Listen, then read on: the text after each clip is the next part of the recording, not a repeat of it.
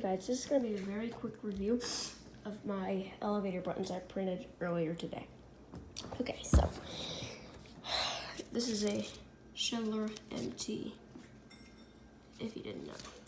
Schindler MT. I wrote that. I wrote it with pencil, so it's kind of hard to see. Schindler MT. Okay, here you have a Montgomery KONE. You can either have it down or up. It's mainly up. Yeah, so this is Montgomery KONE, and then I messed up right there. I messed up. This is Montgomery KONE. Okay, here you have a Montgomery modified KONE. Yeah, well, I didn't put modified KONE. Yeah, this. I kind of thought this was kind of the.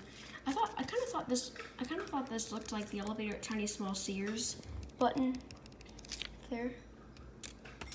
Yeah. But I believe this blinks red if it was real. Yeah, I thought it. So that's why I print it. Okay, here you have a OTIS Series 1. That's like, it has up and down, but look, why do they have that right there? It says up and down. Did they mess up, or is that meant to be there? Comment down below. Well, that's gonna be the end of this video. Goodbye.